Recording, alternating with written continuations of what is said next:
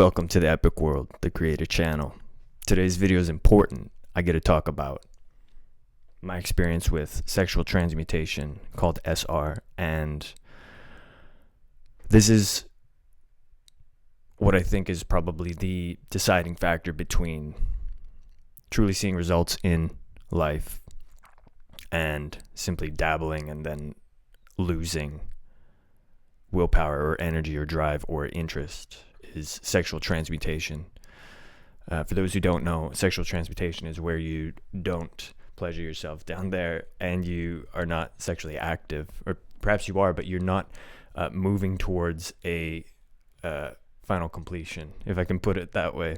I want to be careful with my words so that this is respectful for YouTube.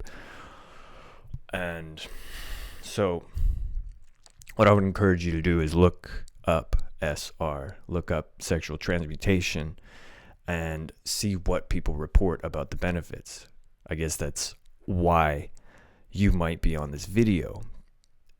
My personal experience is I've now been practicing for 5 months, and what I've realized is a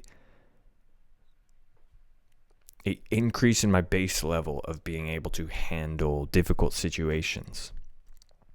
I have more interest in regular life experiences. I can handle rejection much simpler without taking it personally. I have conversations that are much more honest, and along with that, I'm really taking action for the first time in really my life, like consistent, necessary, and persisted action on the things creatively that I've always wanted to do in the past, but something just kept falling off. I would continue not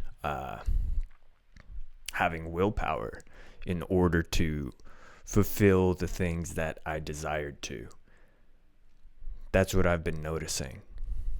I feel more whole, would be a way to put it. Now, what I want you to do is look up Think and Grow Rich. The 13th chapter in that book is on sexual transmutation. All of the resources are really available. What I think is the most important for me to say here is that if you're watching this, you want to consider what is it that really has, what have I been doing in the past? And what have I been trying with my patterns, with my habits? And I'm not talking about just, what I'm talking about is your monthly sort of timeline review within 1 month of fulfilling things. And when it comes to what has been moving the needle, what has been your habit process? If you've tried SR, sexual transmutation, but it didn't work, look at that time period in your life and ask yourself, what did happen when I decided to give up on that? And what could happen if I give this a longer frame timeline and really see what happens? Because ultimately,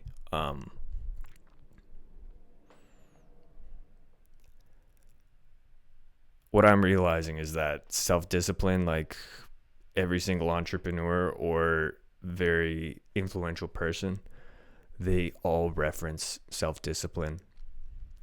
It is the deciding factor in making it or breaking it.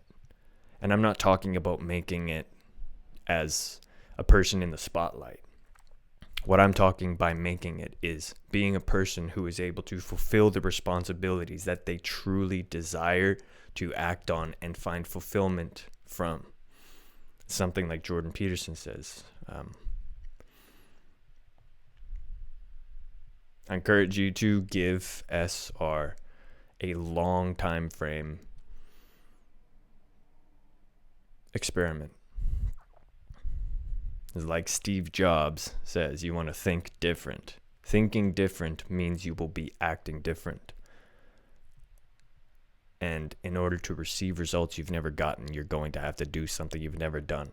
So that being said, for myself, this is one of a few other things that have dramatically began shifting my life this year in 2025. And it took a lot. I mean, a lot of things falling apart for me to finally come to a place of deciding, you know what, like I've seen the results of how bad it can get when I am not committed to myself, when I'm not committed to a goal, when I'm just disorganized and allowing whatever happens to happen.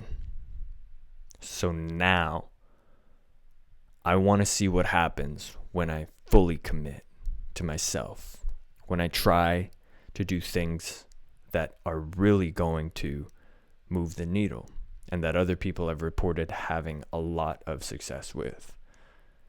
Timeline wise, 18 months is a good timeline to be able to experiment with. A year and a half. That's from the book Managing Oneself by Peter Drucker, the man who came up with the Harvard business model, I believe. Yeah. I know it can be challenging to think about, and believe me, I understand. The mind will want to either tell you like, no, I'll be fine, it's not that big of a deal. Really ask yourself, check yourself, what may this actually be causing in my brain chemistry, my body's physiology? What might I, and because of that, what might I be able to experience on the other side of doing this? It's really like chemistry, right? When you retain your sexual energy, you are keeping all of those chemicals, all of those biological things within your body, and it's got to do something. I mean, when it leaves your body, it's got the power to create a human being. What happens when it's retained inside of your body? You want to ask yourself that. All right. I wish you well. This is Epicworld. Peace out.